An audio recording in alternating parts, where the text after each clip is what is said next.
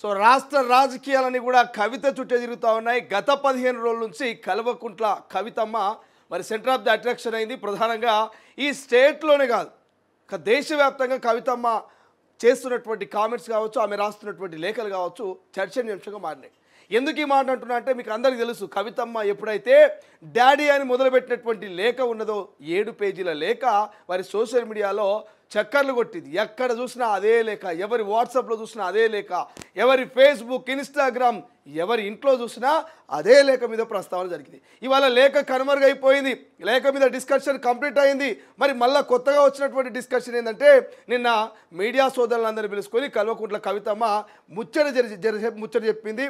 మరి ఆ ముచ్చట ఏంది, ఆ చిట్చాట్లు ఏం మాట్లాడింది అనేది యావత్తు తెలంగాణ ప్రజలు, యావత్తు భారతదేశంలో ఉన్నటువంటి తెలుగు ప్రజలంతా కూడా నిన్ననే మీడియాలో, సోషల్ మీడియాలో చూస్తుండొచ్చు. బట్ ఇవాళ మరి కవితక్క ఎందుకు ఆ చిట్చాట్లో ఆ రకంగా మాట్లాడాల్సి వచ్చింది? ఏ రకంగా, నేను జైల్లో ఉన్నప్పుడే మరి బీజేపీలో బీఆర్ఎస్ని విలీనం చేయాలనేటువంటి కుట్ర జరిగింది, నన్ను ఎంపీగా ఓడగొట్టింది మా ఊళ్ళే, మరి నా మీద కేసులు పెడితే, నా మీద తప్పుడు ప్రచారం చేస్తే తిప్పి కొట్టంది మా సోషల్ మీడియానే, మా నాన్నని నన్ను విడదీయాలని చూస్తున్నారు, ఇక బీఆర్ఎస్ పార్టీకి ఒక్కరే అధినేత, అది కేసీఆరే, ఇంకెవరిని మేము స్వాగతించము. ఇట్లా చాలా అంశాల గురించి నిన్న కవితక్క కడుపులో ఉన్నదంతా ఎలగక్కింది. నిన్న ప్రశాంతంగా అయింది కవితక్క. మరి కడుపులో ఉన్నటువంటి, మనసులో ఉన్నటువంటి ఆవేదన, బాధ, దుఃఖం తెలంగాణ ప్రజల ముందు పెట్టింది కాబట్టి నిన్న ప్రశాంతంగా ఉండొచ్చు కవితక్క, నిన్న ప్రశాంతంగా రాత్రి నిద్ర పట్టవచ్చు. మరి ఈ మాట ఎందుకంటే ప్రధానంగా ఆమె కేటీఆర్ను ఉద్దేశించి మాట్లాడినట్టుగా తెలుస్తుంది. ఏం ఉద్దేశించింది కేటీఆర్ని? కేటీఆర్కు ఫార్ములా ఈ రేస్లో అటు ఈడీ, ఏసీబీ నోటీసులు ఇస్తే మరి నానా హంగామా చేసినటువంటి బీఆర్ఎస్ కార్యకర్తలారా, మరి మా డాడీ బీఆర్ఎస్ పార్టీ మాజీ ముఖ్యమంత్రి, బీఆర్ఎస్ పార్టీ అధ్యక్షుడు కేసీఆర్కు మరి ఇక్కడ కాళేశ్వరం కమిషన్ నోటీసులు ఇస్తే ఎందుకు ఒక్కరు కూడా దాన్ని ఖండించట్లేదు? ఎందుకు ఒక్కరు కూడా దానికి నిరసన తెలపట్లేదు? అంటే కేటీఆర్ వర్గం అనేది మరి ఆయన సీఎం చేయాలని, ఆయన్నే మరి ఆధిపత్యం చెలాయించాలని ఈ రకమైనటువంటి కుట్రకు మరి కేటీఆర్ తెరలేపుతున్నాడు. ఆడబిడ్డనని కూడా నన్ను చూడకుండా నన్ను తొక్కాలని చూస్తూ ఉన్నారు. మరి తెలంగాణ ఉద్యమంలో కడుపులో బిడ్డను పెట్టుకొని కూడా నేను పల్లెలు తిరిగి తెలంగాణ ఉద్యమంలో నా పాత్రను పోషించిన అటువంటి నా మీద మీరు ఎన్ని విష ప్రచారాలు చేసినా కూడా నేను చిల్లర మల్లర రాజకీయాలు చేయనంటూ కల్వకుంట్ల కవిత మరి సొంత అన్నకి, కన్న తండ్రికి, మరి కల్వకుంట్ల కుటుంబంలో ఉన్నటువంటి హరీష్ రావుకు, సంతోష్ రావుకు మరి క్యాడర్ మొత్తాన్ని కూడా నిన్న ఇచ్చి పడేసింది. తగ్గేదేలే అంటుంది కవితక్క. ఏమంటుంది? తగ్గేదేలే అంటుంది కవితక్క. ఎవరన్నా రండి, ఏమన్నా చేసుకోండి, మరి ఏకంగా మాజీ ముఖ్యమంత్రి కేసీఆర్, వాళ్ళ డాడీ కేసీఆర్ మరి దూతల్ని పంపించి చర్చలు జరిపినా కూడా నో డాడీ, నేను ఎక్కడ కూడా కాంప్రమైజ్ కాను, ఈ దూతలకు మీ ప్రశ్నలకు నేను సమాధానం చెప్పను, నేను కాంప్రమైజ్ కాను, ఎక్కడ నేను కరిగిపోను, తగ్గేదేలే, తెలంగాణలో కొత్త పార్టీ పెడతా, ప్రజల్ని ఏకం చేస్తా, అమరవీరుల కుటుంబాలకు న్యాయం చేస్తా, సామాజిక తెలంగాణ వచ్చేంత వరకు మరి తెలంగాణ మొత్తంలో పాదయాత్ర చేస్తా అని నిన్న కరాఖండిగా మరి కవితకు అయితే అటు బీఆర్ఎస్ పార్టీకి, ఇటు బీజేపీ పార్టీకి ఇద్దరికి తగ్గేదేలని ఇచ్చి పడేసింది. ఇక సందుల సడమియ లెక్క ఊకుడ జరక ఉప్పురా వేసినట్టు ఇక రాజాసింగ్ ఓ మాట అన్నాడు. వాస్తవమే కవిత మాట్లాడింది, బీజేపీ బీఆర్ఎస్ మధ్య పొత్తున్నది, మరి మా వాళ్ళు అత్యధికంగా డబ్బులు ఇస్తే అమ్ముడు పోతారు అని మరి ఊకుండ జలక రాజాసింగ్ ఉప్పురా వేసిండు. ఇటు రాజాసింగ్ వ్యాఖ్యలు పట్టుకోవాలా, బీజేపీ అటు బీజేఎల్పీ నేత మహేష్ కుమార్ గౌడ్, ఆయన పేరు ఉన్నదా, సో బీజేఎల్పీ నేత మహేశ్వర్ రెడ్డి ఏమంటాడు? ఆయన ఏమంటాడు, అసలు బీజేపీ బీఆర్ఎస్ కలిసే ప్రసక్తే లేదని చెప్పేసి మహేశ్వర్ రెడ్డి అంటాడు. సో ఇక్కడ బండి సంజయ్ దో మాట, కిషన్ రెడ్డి దో మాట, రఘునందర్ ఇంకో మాట, రాజాసింగ్ దో మాట. బట్ ఏదేమైనా కుండ బద్దలు కొట్టింది బీజేపీ బీఆర్ఎస్ ఒక్కటే అనేది కాంగ్రెస్లో మాట. సో రెడీ, ఇవాళ మార్నింగ్ న్యూస్లో ప్రధాన హెడ్లైన్స్ కూడా అవే కనిపిస్తున్నాయి. సో దీనికంటే బ్లాస్టింగ్ న్యూస్ ఏంటంటే మరి మావోయిస్ట్ పార్టీకి సంబంధించినటువంటి కీలక నేత హిడ్మా అరెస్ట్ అయినట్టు ఒక ప్రచారం జరుగుతున్నది. హిడ్మా కాదని కొంతమంది, లేదు హిడ్మానే గత ఫోటోకు ఇప్పటి ఫోటోకు కంపేర్ చేసుకుంటే యాస్టీస్గా మ్యాచ్ అయిందని ఇంకొంతమంది, లేదు ఆయన దళంలో ఒక మెంబరు, బట్ ఈయన పేరు కూడా హిడ్మానే, కానీ అసలు సిసలైనటువంటి హిడ్మా కాదు అనేటువంటి ఒక చర్చ జరుగుతుంది. బట్ ఏదేమైనప్పటికీ మాత్రం మొన్న నంబాల కేశవరావు మావోయిస్టు ప్రధాన కార్యదర్శి చనిపోతేనే మరి అందరూ ఆశ్చర్యపోయారు, ఆయన కాకుండా వచ్చి అనుకున్నారు. కానీ తర్వాత చూస్తే మావోయిస్టు పార్టీ ప్రధాన కార్యదర్శి నంబాల ఎన్కౌంటర్లో చనిపోయాడు. బట్ ఇప్పుడు కూడా మరి మావోయిస్టుకు సంబంధించిన అగ్రనేత హిడ్మానే అరెస్ట్ అయినటువంటి చర్చ జరుగుతుంది. కొంతమంది ఫేక్ హిడ్మా అంటారు, ఇంకొంతమంది ఒరిజినల్ హిడ్మా అంటున్నారు. అసలు నిజంగానే హిడ్మానా కాదా ఇవాళ తేల్చే ప్రయత్నం చేద్దాం. సో ఈ 2 అంశాలతో పాటు చాలా అంశాలు ఉన్నాయి. ఆ అన్ని అంశాల గురించి కూడా డిస్కషన్ చేద్దాం. తల్లి ఒక పోల్ పెట్టే ప్రయత్నం చేయమ్మా గీత. సో కల్వకుంట్ల కవిత నిన్న మీడియా చిట్చాట్లో చేసిన వ్యాఖ్యల్ని మీరు సమర్థిస్తున్నారా లేదా? కల్వకుంట్ల కవిత బీజేపీ బీఆర్ఎస్ విలీనాన్ని సంబంధించినటువంటి అంశాన్ని మీరు సమర్థిస్తున్నారా లేదని తెలంగాణ ప్రజలకి ఒక పోల్ పెడుతున్నాం. మరి నిన్న కల్వకుంట్ల కవిత చేసినటువంటి ఆ కామెంట్స్ మీద మరి నిజంగానే కల్వకుంట్ల కవిత వ్యాఖ్యల్ని సమర్థిస్తే అవునని లేకపోతే లేదని ఓట్ చేసే ప్రయత్నం చేయండి. అది కూడా నేను చివరిలో చూపించే ప్రయత్నం చేస్తా.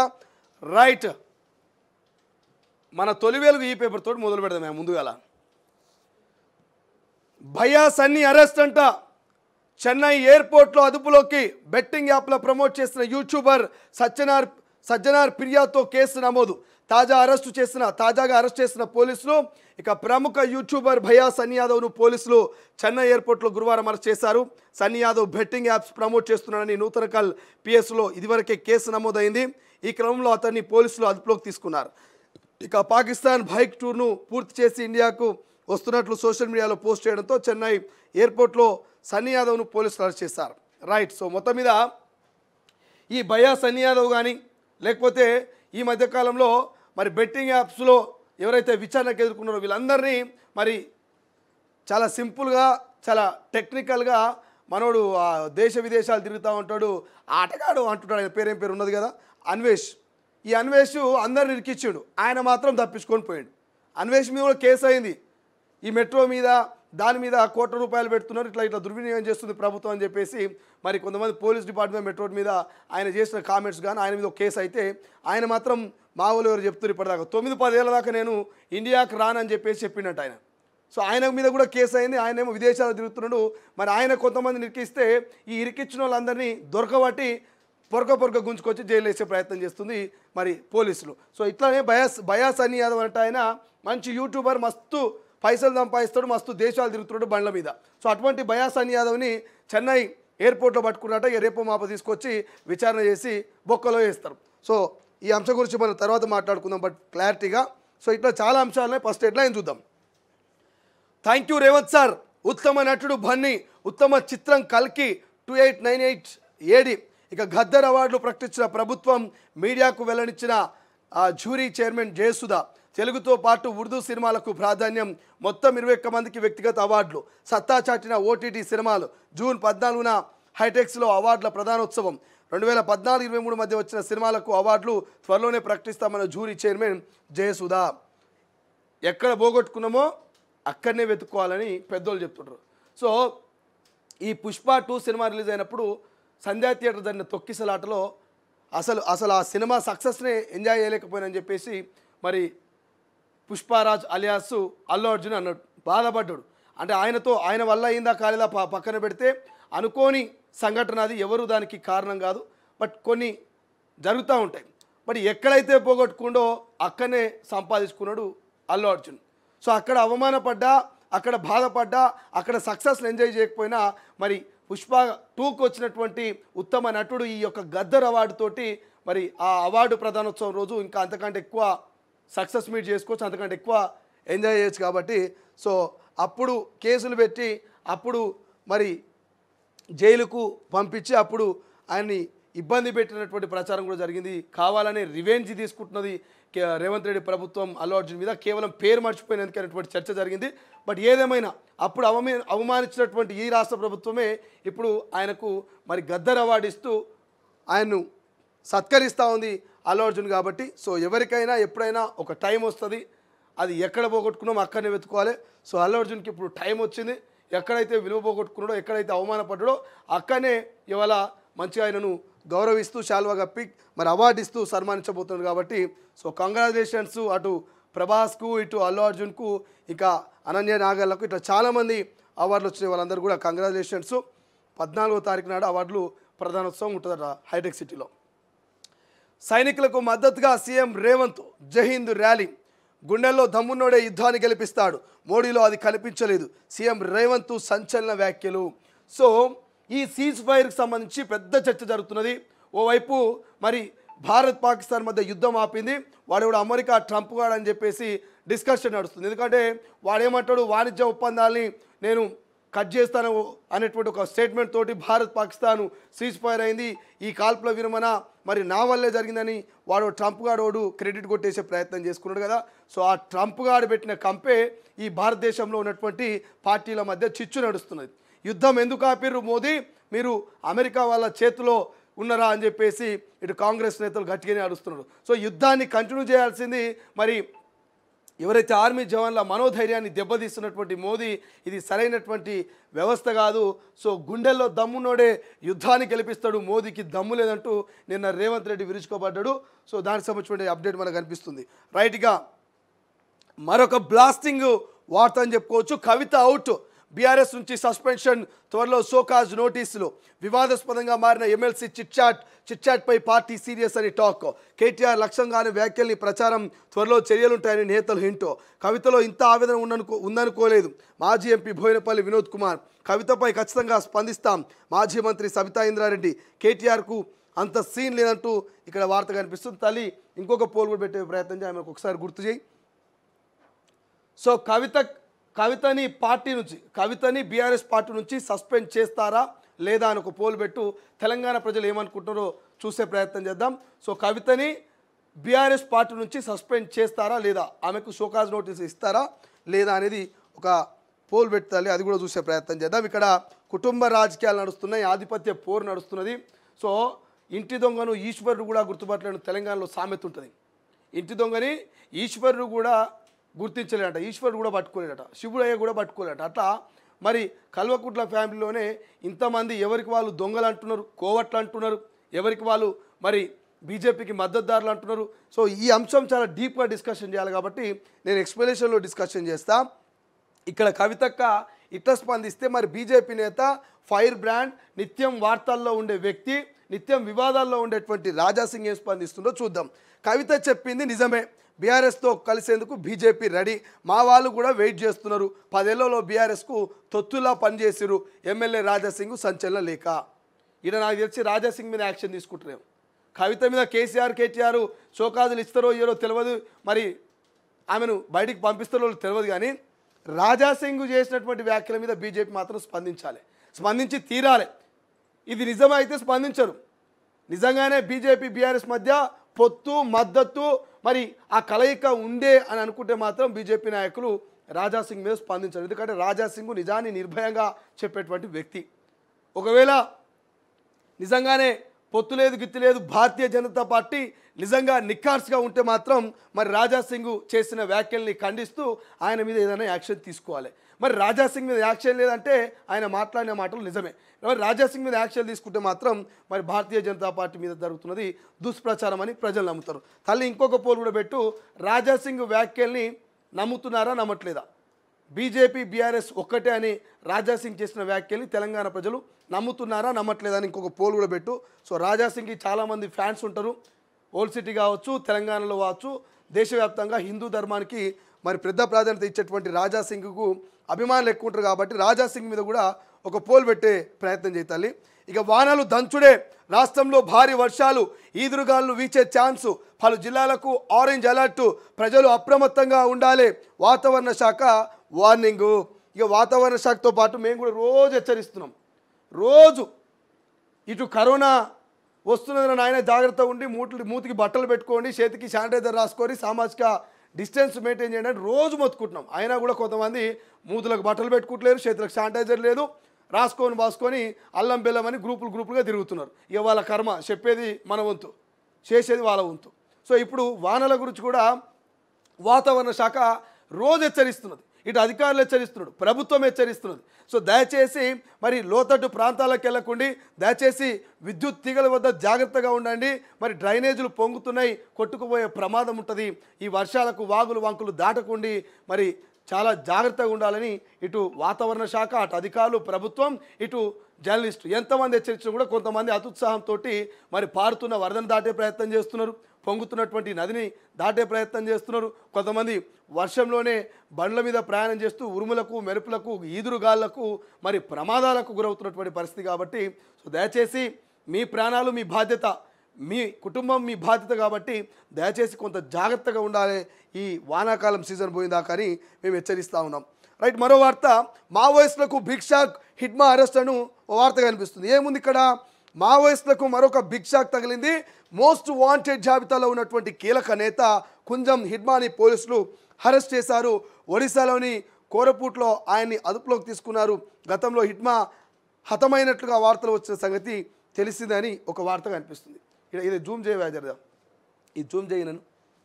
సో ఈ వార్త పూర్తి ఎక్స్ప్లెనేషన్లో మనం క్లియర్గా ఎక్స్ప్లెయిన్ చేసుకుందాం. బట్ ఇప్పుడు మాత్రము ఈయన హిడ్మా అంటున్నారు, ఈయనను అరెస్ట్ చేసినటువంటి ఒక చర్చ జరుగుతుంది. కానీ అసలైనటువంటి హిడ్మా ఎప్పుడు హతమైపోయినటువంటి చర్చ కూడా జరిగింది. సో మన దగ్గర ఒక ఫోటో ఉంది, అది కూడా చూపిద్దాం. సో మన దగ్గర ఉన్నటువంటి ఫోటో ఏంటంటే ఇది పెద్దగా పెట్టాలి. ఇక్కడ చూడండి, ఇది చూపివా. ఈయననేమో పాత హిడ్మా, అసలు సిసలైనటువంటి మరి మావోయిస్ట్ అగ్రనేత అయినటువంటి ఈయన అసలు సిసలైనటువంటి పాత హిడ్మా అనేది ఆయన పాత ఫోటో. అంటే ఆయనని ఎవరు కూడా మరి అప్డేట్ ఫోటోలు ఎవరు చూలేరు. ఈయన పాత హిడ్మా, బట్ ఇప్పుడు పట్టుబడేటువంటి కొత్త హిడ్మా. సో ఈ ఇద్దరి మధ్య పాత వర్సెస్ కొత్త. కొంతమంది ఏమంటారు, ఈ పాత హిడ్మా ఎవరైతున్నారో ఈయన ఎప్పుడో చనిపోయిందని చెప్పేసి చర్చ జరుగుతున్నది. మరి ఈయన ఎవరు అంటే ఈ ఫోటో ఉన్న పాత హిడ్మానే ఈయన అని చెప్పేసి చెప్తున్నారు. అంటే ఈయన ఏజ్ పెరిగింది కొంత, ఇప్పుడు అప్డేట్ వర్షన్లో ఈ పాత హిడ్మా ఫోటో, ఇది కొత్త హిడ్మా ఫోటో అనేది ఒక చర్చ జరుగుతుంది. మరి ఇంకొక వర్షన్ ఏముంది, ఈ హిడ్మా ఎప్పుడో చనిపోయిండు లేదా పారిపోయిండు, ఈ హిడ్మా వేరు, ఈయన వేరు, ఈయనకు ఎటువంటి సంబంధం లేదు, ఈయన ఓన్లీ మెంబరే, ఈయన మాత్రం అగ్రనాయకుడు అనేటువంటి చర్చ కూడా జరుగుతుంది. బట్ నిజంగానే ఈయన ఒరిజినల్ హిడ్మానా కాదనేది పోలీసులు క్లారిటీగా చెప్పట్లే. కేవలం ఇంకా ఊహాజనితమైనటువంటి కథనాలే వస్తున్నాయి. ఈయన మావోయిస్ట్ పార్టీలో కేవలం మెంబరే అంటున్నారు, మరి ఈయనేమో అసలైన హిడ్మా అంటున్నారు, అసలైన హిడ్మా చనిపోయిన అంటున్నారు, లేదు ఈయన బ్రతికే ఉండని చెప్పేసి అట్లా ఇట్లా 4-5 రకాల వర్షన్లు మరి హిడ్మా గురించి వస్తున్నాయి, మావోయిస్ట్ పార్టీ గురించి వస్తున్నాయి. కాబట్టి ఈయన అసలైన హిడ్మానా కాదా, ఈయన మరి ఉన్నాడా లేదా అనేది మనం క్లియర్గా ఎక్స్ప్లెనేషన్లో మాట్లాడుకునేటువంటి ప్రయత్నం చేద్దాం. కేవలం మొదటగా హెడ్లైన్ చూద్దాం, సమయం తక్కువ ఉంది. హెడ్లైన్ తర్వాత నేను ఎక్స్ప్లెనేషన్లో చెప్తాను ఆయన అసలైనటువంటి హిడ్మానా కాదా అనేది. సో ఈనాడు విషయానికి వస్తే, ఈనాడు పేపర్లో ఏముంది, ఉత్తమ చిత్రం కాలికి ఉత్తమ నటుడు అల్లు అర్జున్ అంటూ ఇక నివేదిత థామస్ కూడా ఉత్తమ నటిగా అవార్డు వచ్చింది. యుద్ధ సన్నద్ధకు అఖిలపక్షం, కాల్పుల విరమణ ఏకపక్షం అంటూ ఒక వార్త మనకి ఇక్కడ హైలైట్గా కనిపిస్తూ ఉంది. ఇక్కడ చూస్తూ ఉన్నాం మనము. సో దానికి సంబంధించినటువంటి వార్తనే. ఇక బాచుపల్లి విఎన్ఆర్ కళాశాల నుంచి జైహింద్ యాత్రలో సీఎం రేవంత్ రెడ్డి, పొన్నం ప్రభాకర్, విజయశాంతి, అనిల్ కుమార్ యాదవ్, మీనాక్షి నటరాజన్, శ్రీధర్ బాబు, ఉత్తమ్ కుమార్ రెడ్డి, మహేష్ కుమార్ గౌడ్ అంటూ మనకు ఇక్కడ వార్త కనిపిస్తుంది. ఇక మరోవైపు భారసను భాజపాకు అప్పగించే కుట్ర, నేను జైల్లో ఉన్నప్పుడే ఈ ప్రతిపాదన తీసుకొచ్చారు, అప్పుడే బలంగా వ్యతిరేకించా, మరి ఇప్పుడెందుకు అంత బలహీనత అంటూ కవిత లీకింగ్ వార్తల గురించి ఒక వార్త కనిపిస్తుంది. ఇక భీమా ధీమా ఎప్పుడంటూ అన్నదాతల నిరీక్షణ, అకాల వర్షాలు అధిక వరదలతో ఏటా భారీగా నష్టాలు, కేంద్ర పథకం అమలుపై రాష్ట్రం దృష్టి ఇంకా కొలెక్కి రాని కసరత్ అంటూ రైతన్నుల వార్త కూడా కనిపిస్తుంది.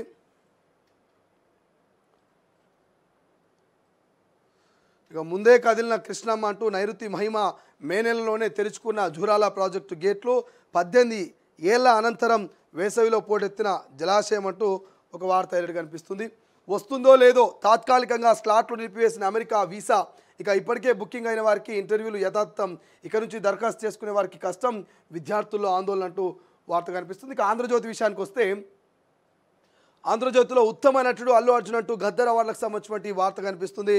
సో ఇక నివేదిత థామస్ కూడా ఉత్తమ నటిగా అవార్డు వచ్చింది. మరోవైపు బీఆర్ఎస్ను బీజేపీలో కలిపే ప్లాన్ అంటూ కవిత కామెంట్స్ హైలైట్ కనిపిస్తున్నాయి. నమస్తే తెలంగాణ. మరొకటి, ట్రంప్ చెప్తే యుద్ధం ఆపుతావా, అఖిల పక్షాన్ని ఎందుకు పిలవలేదు, భారతీయుల ఆత్మగౌరవం ట్రంప్ దగ్గర తాకట్టు అంటూ నిన్న మరి కాంగ్రెస్ నేతలు బీజేపీ మీద విరుచుకుపడ్డటువంటి అంశం హైలైట్ కనిపిస్తుంది. ఇక ట్రంప్ సుంకాలకు బ్రేక్ అంటూ ఇంకో వార్త హైలైట్ కనిపిస్తుంది. మేము దాడి చేసేలోపే బ్రహ్మస్తో కొట్టారంటూ మే 10న తెల్లవారుజామున భారత్పై దాడికి సిద్ధమయ్యాం, 9వ తేదీ రాత్రే వ్యూహం రచన చేశాం, మాకన్నా ముందే భారత్ క్షిపణులతో విరుచుకుపడింది, మా వైమానిక స్థావరాలు ధ్వంసమయ్యాయి, భారత్ దాడులపై పాక్ ప్రధాని షెహబాజ్ షరీఫ్ వ్యాఖ్యలు శాంతి చర్చలకు ముందుకు రావాలని భారత్కు పిలుపంటూ వార్త హైలైట్ కనిపిస్తుంది. సంతకాలు అవుతాయి, ఆయుధాలు రావు. ఇప్పటి వరకు ఒక్క ప్రాజెక్టు కూడా సకాలంలో పూర్తి కాలేదు. 2024 మార్చిలో అందాల్సిన తేజస్ విమానాలు ఒక్కటి రాలేదు. దేనికైనా కట్టుబడితే గడువులోగా అందించాలి.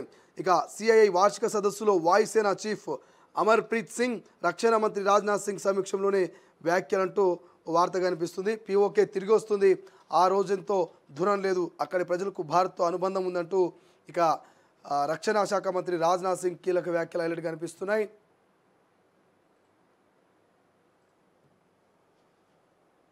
ఇక యూట్యూబర్ సనీ యాదవ్ అరెస్ట్ అంటూ మరో వార్త. 3 రోజులు భారత్కు రావాలి.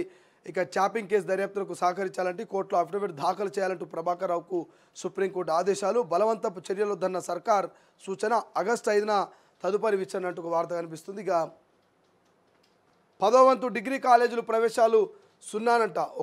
ఒక్కరు చేరని కాలేజీలు 74, 60,436 మందికి ప్రవేశాలు ఖరారు. కామర్స్ కోర్సుల వైపు 36% మంది. దోస్తి తొలి విడత జాబితా విడుదల.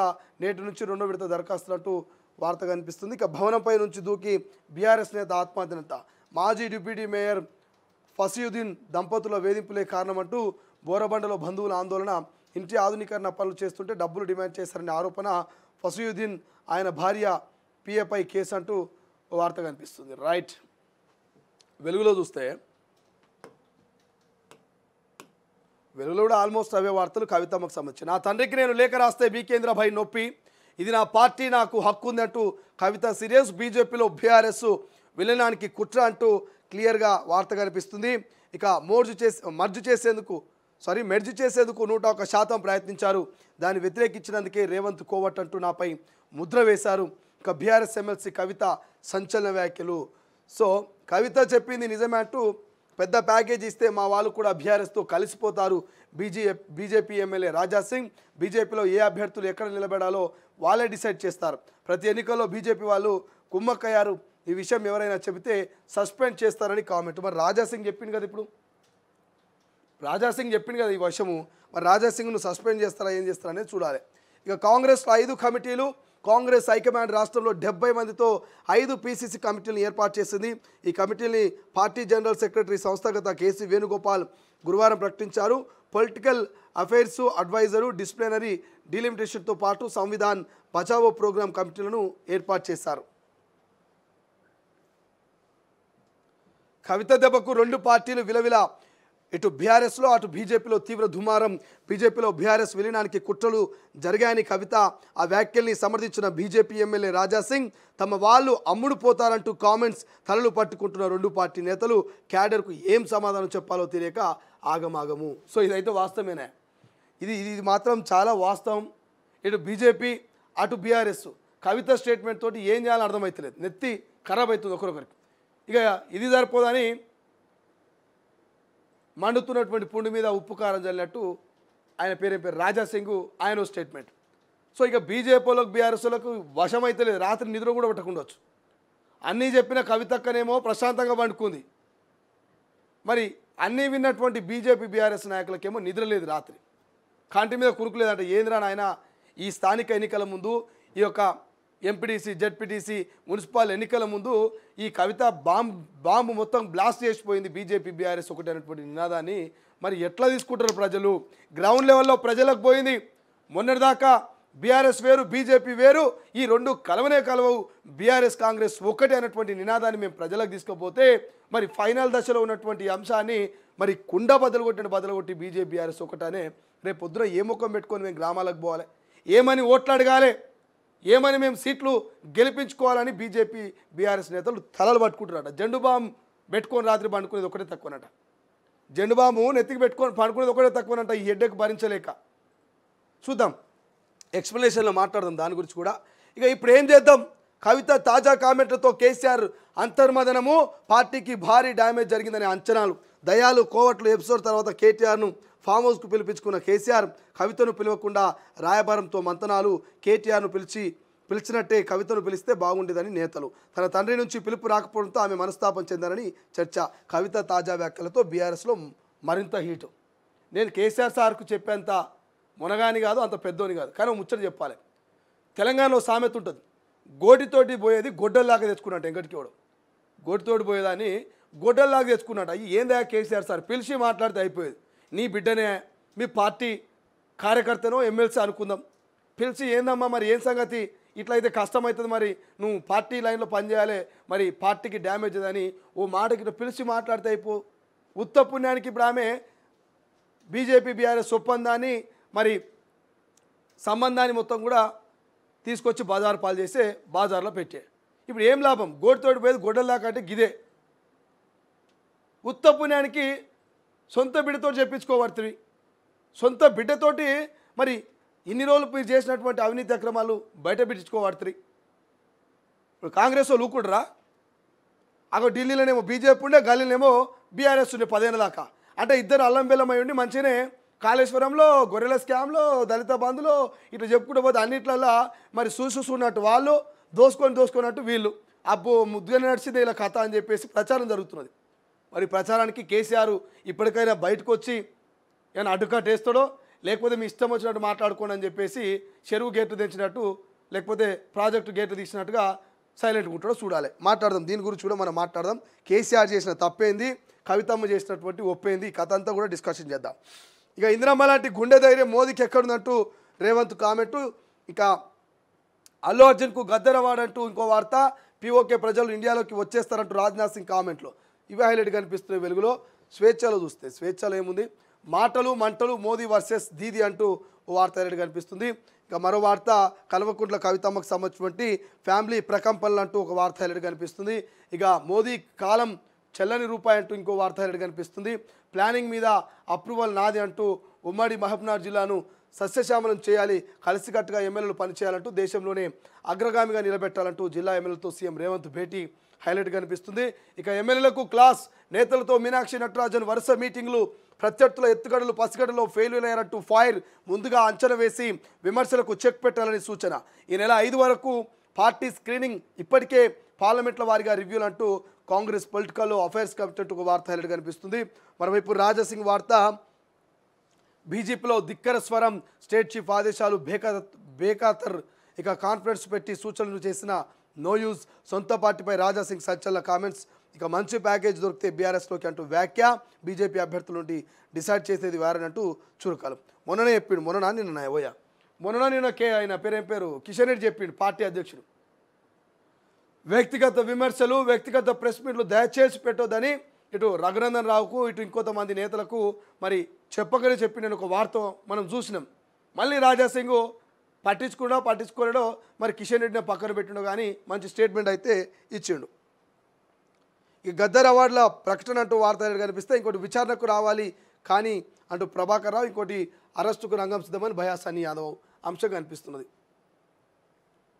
ఇక త్వరలోనే భారత్లో పీఓకే విలీనం కామన్ వార్త కనిపిస్తుంది ఉత్తమ చిత్రం కాలికేనటువంటి వార్త కనిపిస్తుంది కాంగ్రెస్లో కమిటీలు అనేది కామన్గా దిశలో కనిపిస్తుంది ఇక 3 రోజుల్లో ఇండియాకు రావాలంటూ ప్రభాకర్ రావుకు సుప్రీం ఆదేశం హైలైట్ కనిపిస్తుంది మరోవైపు ఆల్ పార్టీ పంచాయతీ ప్రధాన పార్టీలో అంతర్గత కుమ్మలాటలు అంటూ బీఆర్ఎస్లో కవిత ధిక్కర స్వరం సొంత పార్టీ లీడర్లపైనే ఆరోపణలు బీజేపీలో అధ్యక్ష పదవిపై పేచి గిట్టని లీడర్లకు బాధ్యతలు ఇవ్వద్దంటున్న పలువురు నేతలు కాంగ్రెస్ మంత్రుల మధ్య సఖ్యత కరువు మినిస్టర్ పదవులపై ఢిల్లీకి చేరిన లోల్లి సో అన్ని పార్టీల్లో పంచాయతీ అని ఒక వార్త ఇక బీఆర్ఎస్ను బీజేపీలో కలిపే కుట్ర అంటూ కవితమ్మ కామన్ వార్త దిశలో రాసిర్రు ఇక కాలం చెల్లిన నాణ్యం మోడీ అంటూ నిన్న కాంగ్రెస్ వాళ్ళు చేసిన కామెంట్స్ దిశలో కనిపిస్తున్నది ఎస్సీ గురుకులలో అవకతవకలంటూ ఇష్టారాజ్యంగా నిధుల వినియోగం అధికార దుర్వినియోగం అంటూ మరొక వార్త హైలైట్గా కనిపిస్తుంది ఇక వచ్చే నెలలో స్థానిక ఎన్నికల నోటిఫికేషన్ ఆగస్టులోపు ఎలక్షన్ పూర్తి చేద్దాం ఉమ్మడి పాలమూరు జిల్లా ఎమ్మెల్యేలకు సూచనప్రాయంగా వెల్లడించిన ముఖ్యమంత్రి రేవంత్ రెడ్డి అంటూ ఇంకొకటి హైలైట్ కనిపిస్తుంది ఇక మనం పోల్ పెట్టినాం కదా మనం పోల్ పెట్టినాం కదా అమ్మ ఒకసారి ఆ పోల్ కూడా చూసే ప్రయత్నం చేద్దాం మా వాళ్ళు 2వ 3వ పోల్ పెట్టిరు ఆ పోల్ కూడా ఆ పోల్లో ఏం మాట్లాడుతున్నారు తెలంగాణ ప్రజలు అనేది కూడా చూద్దాం ఒకసారి సో బీఆర్ఎస్ బీజేపీ ఒక్కటే అనే రాజాసింగ్ వ్యాఖ్యల్ని నమ్ముతున్నారంటే 61% మంది నమ్ముతున్నారట 61% మంది బీజేపీ బీఆర్ఎస్ ఒక్కటే అనేటువంటి వ్యాఖ్యల్ని మేము నమ్ముతున్నామని క్లియర్గా వాళ్ళు చెప్తున్నారు ఇక 39% మంది నమ్ముతలేరట ఇక కవిత పోల్ ఏంటంటే కవితను బీఆర్ఎస్ పార్టీ నుండి సస్పెండ్ చేస్తారా సస్పెండ్ చేయరని మామూలు పెడితే సస్పెండ్ చేయరు అని చెప్పేసి 55% మంది ఓటేసారు.